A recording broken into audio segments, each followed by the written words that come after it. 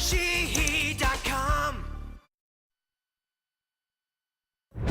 Tonight, several developing stories as we come on the air. The storm as millions head home for Thanksgiving. Snow and ice and the fog. And tonight, the Arctic blast coming in. Ginger is standing by. The horror in the hospital just revealed tonight. The gunman and what led him to open fire on his ex-fiancée, a doctor. Then on a pharmacist in training who was simply getting off an elevator. And then the officer trying to stop him. Breaking news tonight involving President Trump and his answers to Robert Mueller. And the other headline, the president says he will stand with Saudi Arabia despite the killing of Jamal Khashoggi. Ivanka Trump's use of private email for her work in the White House after her father made private email issue number 1 against Hillary Clinton. The urgent manhunt right now, the woman killed inside a Catholic supply store. The mother who plunged overboard on a cruise ship tonight, her children now speaking out. What they say she told them right before the trip. 2 major fires tonight, the investigation after a family is killed inside their home right before Thanksgiving. And the other fire in New York City, the aerials coming in now. A major consumer warning tonight just before Thanksgiving about something that could be on the holiday table. They say do not eat it. And Black Friday almost here, the tool that will tell you if there's actually a lower price someplace else. This is ABC World News Tonight with David Muir. Good evening, and it's great to have you with us here on a Tuesday night. We have a lot to get to, but we're going to begin with the mass exodus, millions heading home for Thanksgiving, the storm system, and now the Arctic blast moving in right behind it. A tractor trailer rolling over on snowy I-90 near Albany, New York. Fog limiting visibility on the roads in Erie, Pennsylvania, and icy conditions forcing this car right off the road in the region, too. And as I mentioned, freezing temperatures, wind chills in some places below zero right after. And the winds could be an issue for the famous Thanksgiving Day parade right here in New York City. So let's get right to Chief Meteorologist Ginger Zee leading us off tonight with what's coming. Hey, Ginger. Hey, David. So many of us have plans to be at parades on Thanksgiving morning, from Detroit to New York City to Philadelphia, where I'll be, and the numbers are not pretty. Check out the wind chills of what you'll be exposed to. Single digits for some, sub-zero when you go interior New England. Utica, 4 below. The feels like in Boston, 0 on Thanksgiving morning, and it doesn't rebound much. That Arctic air settles in. New York City could tie for their 3rd coldest Thanksgiving on record. And then the wind, 20 to 30 mile per hour gusts that will make it at least challenging for those balloons at that Macy's parade, David. All right, Ginger Zee with us tonight. Ginger, thank you. There are new details coming in tonight about the horror that unfolded inside that hospital just a short time ago. Authorities came before the cameras describing what happened. A gunman taking aim at an ER doctor, his ex-fiancée, and then going on a rampage, targeting an officer and a pharmacist who just happened to be getting off an elevator. ABC's Alex Perez in Chicago again tonight. Tonight, the horrifying new details about the deadly rampage at Mercy Hospital in Chicago. Holy Authorities say 32-year-old Juan Lopez arrived just before 3:30 Monday afternoon to confront his ex-fiancée, ER Dr. Tamara O'Neill, demanding his engagement ring back. That's when police say Lopez shot and killed her. Lopez then moving inside the hospital, killing Chicago police officer Samuel Jimenez and pharmacy technician Dana Less. I need officers to go to the lobby. There's a female shot in the lobby. That poor woman that got off an elevator. Facing off with the gunman as doctors fled with patience. One officer struck in his holster, his gun stopping the bullet. The gunman dead at the scene. Had those officers not engaged that guy yesterday, there's no telling how much loss of life we would have had. Tonight, tributes to the lives lost. Officer Jimenez, a husband and father of 3. Dana Less's father says she was set to marry her high school sweetheart next year. I was going to be giving a wedding speech instead of a eulogy. And Dr. O'Neill with a beaming smile on the day she found out she would be an emergency medicine physician. Her father spoke with her the night before she died. And she said, "I love you." And those were the last words that she spoke to me. And Alex Perez joins us live from the hospital again tonight. And Alex, this evening you've learned that the gunman actually had accusations of violent behavior in his past. David, he was dismissed from the fire academy after allegations he bullied female cadets. And according to court documents, his ex-wife accused him of threatening her and says he slept with a pistol under his pillow. David? Alex Perez, our thanks to you. Now to the breaking headline involving President Trump tonight. We have learned this evening that he has turned in his written answers to Robert Mueller. And it comes as the president also makes headlines on Saudi Arabia. Today, making it clear that he is standing with Saudi Arabia's crown prince, despite the murder of Washington Post writer Jamal Khashoggi, and despite the CIA reportedly concluding with, quote, high probability the crown prince was behind the hit. Here's ABC senior White House correspondent Cecilia Vega tonight. From President Trump today, a forceful defense. If we abandon Saudi Arabia, it would be a terrible mistake. That in spite of the Washington Post report that the CIA has concluded Crown Prince Mohammed bin Salman himself ordered the assassination of journalist Jamal Khashoggi. Khashoggi, last seen alive walking into the Saudi consulate in Istanbul, officials say he was assassinated by a Saudi hit squad. These airport security images published in a Turkish newspaper show the luggage of the alleged killers. Right there, electric shock devices, syringes, scissors, and radios. There was even an audio recording of Khashoggi's execution. Apparently, none of it enough to convince the president to break ranks with this Middle Eastern ally. I'm not going to destroy the world economy, and I'm not going to destroy the economy for our country by being foolish with Saudi Arabia. Today, in an exclamation point-filled statement, the president emphatically declared the world is a very dangerous place.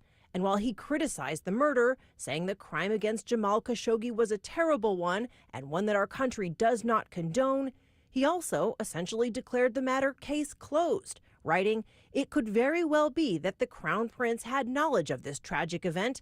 Maybe he did, and maybe he didn't." On Fox News, the president said the Crown Prince assured him he was not involved. He told me that, I would say, maybe 5 times at different points. Today, he told me there's just too much on the line. Why are you siding with the Saudis over your own intelligence community? Because it's America first for me. Saudi Arabia, if we broke with them, I think your oil prices would go through the roof. Cecilia Vega asking the questions there in the driveway at the White House. And Cecilia, on another front tonight, the president's lawyers are now confirming that the president has turned in his written answers to Robert Mueller.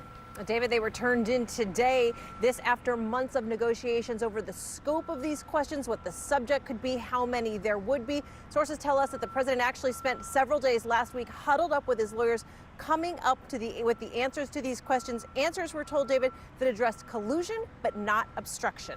Cecilia Vega at the White House tonight. Cecilia, thank you. The other headline out of the White House tonight involves the president's daughter, Ivanka, who it turns out was using private email for her work in her father's administration. Here's ABC's chief White House correspondent, Jonathan Karl. Tonight, President Trump is defending his daughter under fire for using her personal email to conduct government business. During the campaign, the president made Hillary Clinton's use of private email a central issue. I think she's pathetic. I think she should be in jail for what she did with her emails, okay? Now we are seeing emails Ivanka Trump sent White House aides and government officials, including cabinet secretaries, from her personal account, using her married name, Ivanka Kushner. In one email obtained by a liberal group through the Freedom of Information Act, she writes, "for future reference," and then gives her government email address. Her lawyer issued a statement saying while transitioning into government, Ms. Trump sometimes used her private account, almost always for logistics and scheduling concerning her family. The president today said there's no comparison between Hillary Clinton's actions and his daughter's. Early on, and for a little period of time, Ivanka did some emails. They weren't classified like Hillary Clinton. They weren't deleted. It's all in the presidential records. Everything is there. John Karl live at the White House tonight as well. The president there defending his daughter and her use of private email. But tonight, John, as you know, the New York Times is breaking a story that President Trump once wanted the Justice Department to prosecute his former opponent, Hillary Clinton, and James Comey, too, but that he was advised not to. The New York Times is reporting that White House counsel Don McGahn rebuffed the president's request and that McGahn had the White House legal team draft a memo saying that if the president ordered the prosecution of his political opponents, he could face a range of consequences, including impeachment. David, there is no comment from the White House tonight on this story, and Don McGahn's attorney said simply that he would not comment on what legal advice he offered the president. All right, our chief White House correspondent, Jonathan Karl. We're turning to other news now and to the urgent manhunt underway in St. Louis at this hour after a deadly attack inside a Catholic goods store. A woman was killed inside, and here's ABC's Lindsay Davis. An active manhunt in St. Louis tonight after a woman was killed Monday afternoon at a Catholic supply store. Gunshot wound, not secure Catholic supplies. Authorities say 53-year-old Jamie Schmidt was a customer in the store when a man came in and sexually assaulted at least one woman and fired at Schmidt. He already shot one female, so he's armed and dangerous. Schmidt, a mother of 3 who sang in the church choir, later died at the hospital. The victim's sister-in-law told KMOV, kind of feel like she resisted and that's why he shot her. And that's true to nature for Jamie. Police tweeted out these images, saying they're looking for a white male, 5'7" to 5'9", 40 to 50 years old, who was wearing a navy blue Carhartt-style work jacket, a plaid shirt, and a paperboy-style hat. That Catholic supply store was closed for business today, but it'll be back open tomorrow with additional security, David. Lindsay Davis, thank you. There is new trouble tonight for the attorney who took on the president, Michael Avenatti. A young actress filed a request for a restraining order against Avenatti and got it. Tonight, her allegations and Avenatti's response. Here's ABC's chief national affairs correspondent, Tom Yamas. Tonight, new and detailed accusations emerging in the domestic violence case against Michael Avenatti. What happened, Michael? 24-year-old actress Morelli Minuti filing for a restraining order. She says Avenatti physically and verbally assaulted her and that these photos of bruises on parts of her body are proof. Minuti, who had a brief role in the film Ocean's 8, says she's been dating the high-profile attorney for more than a year and living with him since January. She claims the violent encounter started with an argument over money inside of their Los Angeles apartment. Avenatti allegedly calling her a, quote, ungrateful expletive, then began forcefully hitting her in the face with pillows. Minuti states that Avenatti grabbed my right arm and dragged me out of bed and into the public hallway. She says she was only wearing underwear and a t-shirt. Minuti says she fled, and later that night, when she noticed the bruises on her body, she called police, who arrested Avenatti the next day. The attorney posting $50,000 bail, then holding a news conference steps from the jail. I have never struck a woman. I never will strike a woman. In a statement to the court, Minuti says that this was not the first time Avenatti was violent.